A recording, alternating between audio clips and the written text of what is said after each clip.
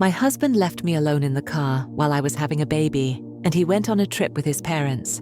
He actually laughed and joked that I could drive myself to the hospital. 3 hours later, as I held our newborn in my arms, my phone lit up with his panicked call. I stared at the screen and ignored it. That moment changed everything. My name is Evan Brooks. I am 31 years old, and until this year, I thought I knew what loyalty, responsibility, and family truly meant. I have always considered myself a rational man. I went to college, got a good job, married the woman I loved, and built what I thought was a solid foundation for a future family. But nothing prepares you for betrayal when it comes from the one person you trusted the most. Her name was Marcus. Yes, my husband had a name that could easily confuse people. He was 33 years old, charming, funny in a way that made strangers feel like old friends, and endlessly adored by everyone around him. He could light up a room, and when we first met, I was drawn to his easy charisma and unapologetic confidence. He made life feel like an adventure. For a while, I believed that being with him was the best decision of my life.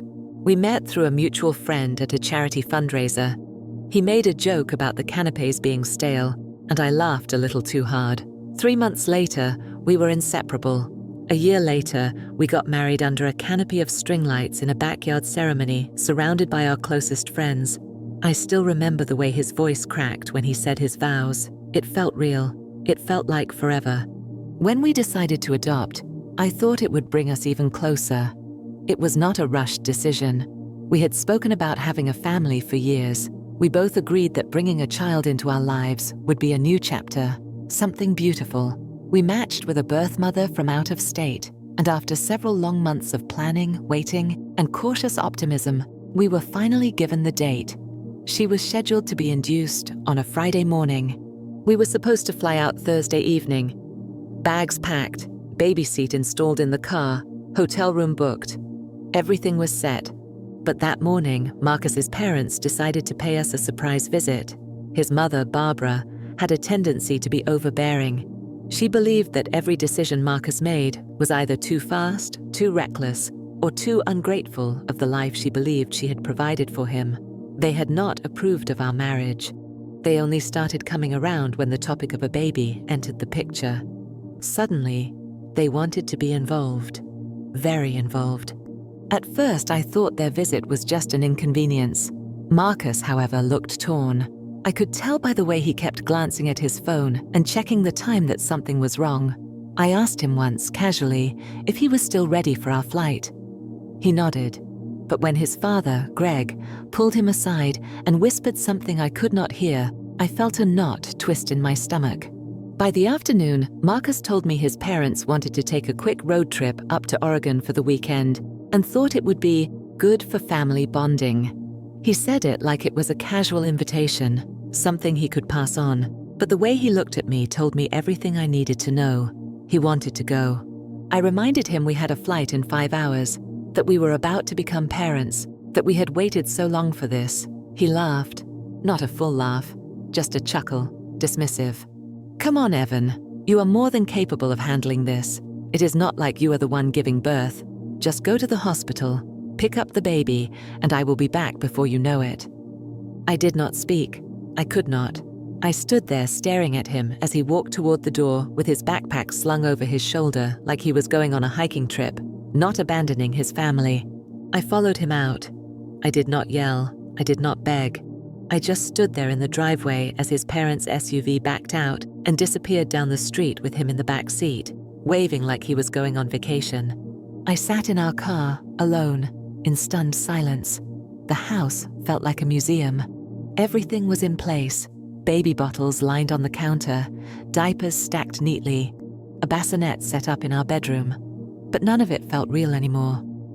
The next morning, I flew out alone. The birth mother had gone into labor earlier than expected. The hospital was a whirlwind of paperwork, updates, and anxious pacing. I had no one beside me. I held my son, Daniel, for the first time while my husband was hiking in a forest with his parents. I remember the nurse asking if anyone else was coming. I told her no. 3 hours after Daniel was born, my phone rang. It was Marcus. I let it ring. He called again. I ignored it. A text came in. "Where are you?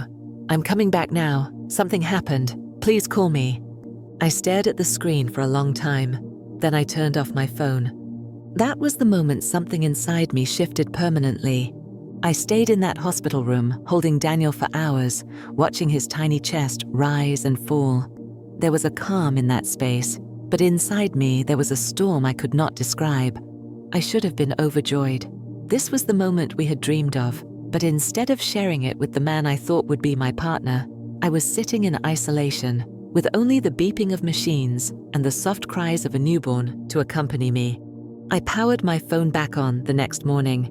There were 9 missed calls and 5 frantic messages.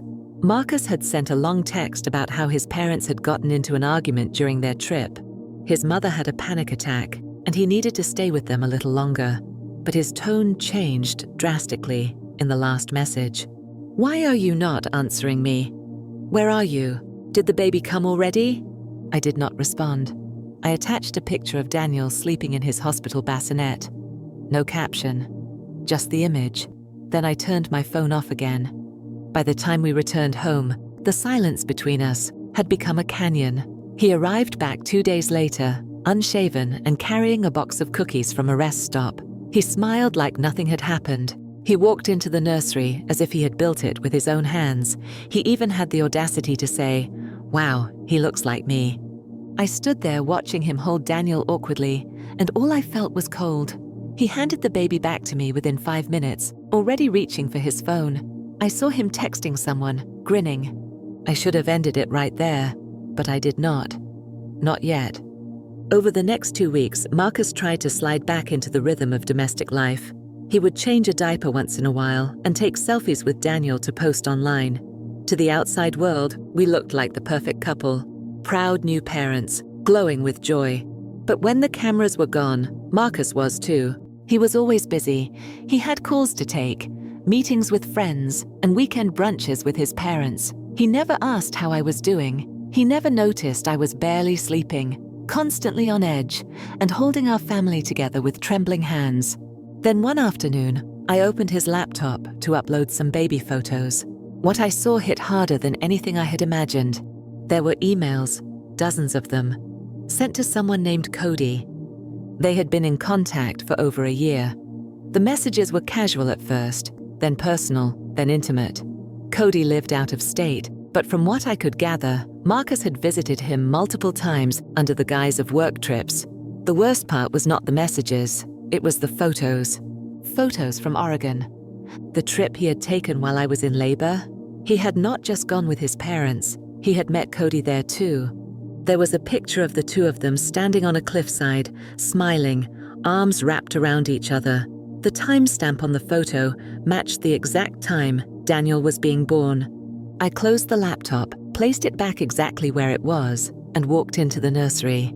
I looked at Daniel, my son, my only anchor in a world that was now unraveling. Marcus walked in 10 minutes later, talking loudly on the phone. He winked at me like nothing had changed. I nodded, calm as glass. That night, I told him I needed a break. A few days away to visit a friend, maybe stay with my sister. He agreed immediately. He even offered to hold down the fort while I was gone. I packed a bag, but I never left. Instead, I drove to a hotel across town and waited. 2 days later, I received an email from Cody. Subject: You said he would be gone. The body of the message said, You promised he would not be there this weekend. Why was your husband the one who opened the door? I sat frozen. Marcus had invited Cody to our home, to the home where our newborn son slept, and I was gone. I rushed back, heart pounding, trying to keep myself from falling apart. When I opened the door, the house was quiet. Too quiet. Marcus was sitting on the couch, holding a drink, wearing a robe like he had just come from the spa. I asked where Daniel was. He said, Relax, he is asleep. I went into the nursery. Daniel was there, safe. But that was the final moment I knew I could never trust Marcus again. Not just because he had cheated, but because he had lied so deeply, so recklessly, that he had endangered our son without blinking. The next morning, I called a lawyer, but I did not tell Marcus, not yet. Because I had one final plan. I began documenting everything, every message, every email, every time Marcus left the house, claiming he was running errands, and returned hours later with nothing but a smug look on his face. I did not confront him. I smiled at him, made him coffee in the morning, and pretended that everything was fine. I let him think I was the same tired, emotionally drained man he had always underestimated. What Marcus did not know was that I had already filed for full custody of Daniel. I had met with an attorney who specialized in high-conflict divorces. She had read through the messages and seen the pictures. She told me something I did not expect, that I had a very strong case, but I had to be patient, calculated. I needed to gather proof that Marcus was not just disloyal, but dangerously negligent. So I waited. 2 weeks later, I told Marcus I had accepted a freelance project that would require me to work late nights. I said I would be at the office most evenings and asked if he could handle watching Daniel a few hours after work. He shrugged, barely interested, and said sure. But I never actually went to the office. Instead, I parked 2 blocks away from the house every night and waited, and it did not take long for the truth to show itself. The second night, Cody showed up. I watched him walk up to the door, knock twice, and then disappear inside. The lights dimmed. Music played. I saw their shadows move through the windows, laughing, drinking, completely oblivious to the fact that Daniel's monitor camera, which I had installed to sync directly with my phone, was showing an empty crib and no adult supervision for hours. I recorded everything. The following weekend, Marcus's parents came over. I stayed home and pretended everything was normal. Barbara held Daniel for 5 minutes before launching into a speech about how Marcus needs more support from you. This whole baby thing has taken a toll on his energy. She said it with a straight face. I looked her directly in the eyes and asked if she remembered where Marcus was when Daniel was born. She had the audacity to say, well, family comes in many forms. We were supporting him. That night, I emailed the surveillance recordings to my attorney. 3 days later, I received the court date. But the universe has a strange sense of humor. Because on that very same day, Marcus handed me an envelope at breakfast. He said it was a surprise. Inside was a flyer for a luxury couples retreat in Mexico. 2 tickets, paid in full. I figured we could hit reset, he said with a grin. Reconnect, like old times, just you and me. He had no idea that while he was booking sunset massages, I was preparing to destroy every illusion he had built. I told him it was a wonderful idea. I even packed for the trip. When we arrived at the resort, he was at his most charming. He tipped the valet generously, flirted with the hostess at check-in, and made a grand gesture of ordering champagne to our suite. We had not even finished unpacking when he suggested a late-night walk by the beach. As we walked along the shore, he stopped suddenly and took my hand. He looked at me with that same confident smirk I used to fall for. He said, "See? This is what we needed. You are too serious lately, always playing the victim." I stared at him. In that moment, under the moonlight, I saw not a husband, not a partner, not even a father, but a man so used to manipulating people that he thought affection could erase abandonment. I said nothing. I just smiled and told him I was going back to the room. The next morning, I was gone. While Marcus slept, I took the first flight back home. Daniel was with my sister, who had agreed to care for him while I tied the final knot in this plan. The day of the custody hearing arrived fast. Marcus did not even know it was happening. He was still in Mexico, sending me texts like, "This is the best we have been in months," and "I feel so close to you again." I never responded. In court, my attorney presented everything. The messages, the photos, the surveillance footage, even the timestamps of when Daniel had been left unattended. It was not just about infidelity anymore. It was about endangerment, neglect, recklessness. The judge granted me full physical and legal custody of Daniel. Marcus was served with the papers the moment he landed back in the US. He called me 12 times that night. I did not answer. The next morning, he came to the house. He looked thinner, tired, and confused. He tried to play the victim, said I blindsided him, said he thought we were getting better. I looked at him through the glass of the front door and told him something I had rehearsed 1,000 times but never imagined I would say out loud. You left me in a car while I was having a baby. Then you left our child in a crib while you slept with someone else. There is no we anymore. Then I shut the door. He called out, begged, threatened, then cried. I did not flinch. I had ignored that first panicked phone call from him when Daniel was born. I would ignore this one too. And this time, forever meant forever. For a while after the court ruling, the house felt too quiet. Daniel was safe, fed, loved, but I often caught myself staring at the walls, trying to understand how everything had gone so wrong so quickly. I did not mourn the end of the relationship. That had died long before the judge signed any paperwork. What I mourned was the version of me that believed Marcus would change. That version of me was gone for good. Marcus tried to save face publicly. He posted long captions about fighting for his family and being misrepresented. His friends, mostly people who had only ever known his curated charm, flooded the comments with sympathy. I remained silent. I had no interest in defending myself to people who had no idea what had truly happened. But not everyone stayed fooled. One afternoon, I received a call from an unknown number. The voice on the other end introduced himself as Greg, Marcus's father. He asked if he could speak to me in person, said it was important. I hesitated, but curiosity got the better of me. We met at a coffee shop on a rainy Wednesday. He looked older than I remembered, thinner, more worn down. He ordered black coffee and sat across from me with a seriousness I had never seen in him before. Then he told me the truth. Marcus had lied to them too. The trip to Oregon? He had never told them I was about to become a father. He had told them the adoption fell through, that the birth mother had changed her mind, that he was devastated and needed to get away for a while.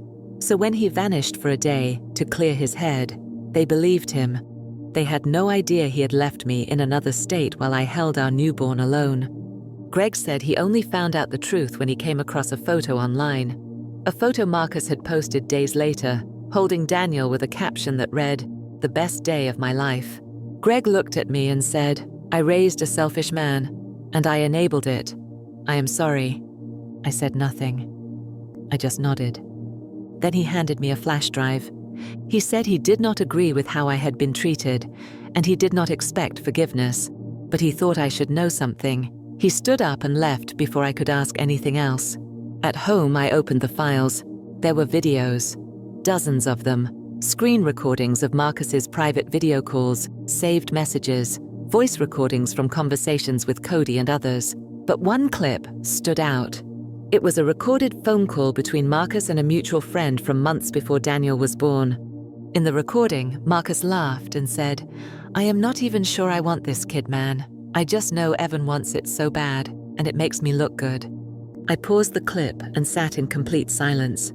That sentence changed everything I thought I knew. This had never been about love, or a misjudgment, or even a single moment of weakness. Marcus had orchestrated his image with surgical precision. He had used me, the idea of family, even a child, as tools to make himself look good to the world. That same night, I decided to expose the truth. I sent a single message to Marcus. It read, "You wanted an audience. Now you will have one." I uploaded the audio clip, along with several blurred screenshots and a written statement, to a private blog I had created months earlier but never published. The post was simple, respectful, but brutally honest. No names, no accusations, just the facts. Within 2 hours, it had over 100,000 views. The post made its way across social media, and although I had avoided naming him directly, people connected the dots quickly, especially when someone leaked Marcus's old posts alongside it. His world began to crumble. Brands he collaborated with quietly removed him from campaigns. His carefully maintained influencer deals started disappearing. He posted a half-hearted apology, claiming it was edited out of context. But no one bought it. Cody publicly unfollowed him and posted a story with the caption, "You lied to everyone, including me." The final twist came 2 weeks later. I received a knock on the door. It was a woman holding a baby. She introduced herself as Amanda. She was Cody's ex-girlfriend. She said she needed to talk. What she told me left me speechless. Cody had not just been involved with Marcus. He had been promised a co-parenting future. Marcus had told him that he was planning to leave me, that Daniel was just a phase, and that they would eventually raise a child together. Amanda had only discovered all of this when she found Cody crying on the floor of their shared apartment, completely shattered. She looked me in the eyes and said, "I thought it was just me he lied to, but then I saw your post, and I realized we were all just roles in his story." I invited her in. We talked for hours. We were different people, different lives, but the same collateral damage from the same man. That night, I held Daniel in my arms and watched him sleep. For the first time in months, I felt peace. I had lost a relationship, but I had found something far more powerful: clarity, truth, and the chance to raise my son without lies clouding our home. Months passed. The dust began to settle. The online chaos faded. The blog posts slowly disappeared from trending lists, and Marcus went silent. Not publicly, he still tried to act unfazed, pretending he was focusing on healing and growth. But behind the scenes, people had turned away from him. The invitations dried up. Brands ghosted him. His friends stopped replying. Even his parents kept their distance. He sent me emails. First angry ones, blaming me for his ruined career. Then emotional ones, saying he missed his family, that he made mistakes, but he was only human. I did not respond. I archived every message, unread. Then came the letter. A real, handwritten letter, delivered to my mailbox, with no return address. Inside, it said he was moving. A different city, a chance to restart. He said he would not fight for custody anymore. Said he knew he had lost something he could never earn back. I read it once, then locked it in a drawer. Daniel was growing fast. His first words came on a Sunday morning while I was feeding him applesauce. He pointed to the spoon and said, "Da." I laughed harder than I had in months. I had once been afraid I could not raise a child alone. Now, I could not imagine doing it any other way. But just when I thought the last chapter had been written, another door opened, one I never saw coming. I was at the park with Daniel when a woman approached me. She was in her late 30s, blonde hair pulled back, wearing oversized sunglasses. She said my name softly, then removed the glasses. I did not recognize her at first. Then she said her name, Lauren. She was Daniel's birth mother. I froze. She had disappeared right after the birth, as planned. Closed adoption. No contact. No updates. That had been her choice. But now, here she was, standing in front of me, eyes full of something between apology and desperation.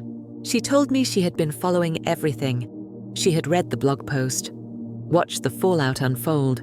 She said she had been battling regret, not about placing Daniel for adoption. She still believed it was the right choice, but about the man she had unknowingly handed her child to, Marcus. She told me there was something I did not know, something she had kept secret at the time of the adoption. Marcus had contacted her directly a week before Daniel was born. He told her I was unsure, that I was second-guessing the whole thing. He said we were having relationship issues and that I might not be around. She said he was so convincing, so sincere, that for a moment she nearly backed out. But something had not felt right. She went through with the adoption, but that doubt had haunted her since. She looked at me, visibly shaking, and said, "I just needed to know he was safe, that I made the right choice." I could barely speak. I sat her down on the bench next to me, handed her a tissue, and held Daniel up for her to see. He reached toward her with the innocent curiosity only babies have. She broke into tears. We did not speak much after that. She thanked me, said she would leave again, no expectations. She just needed that moment.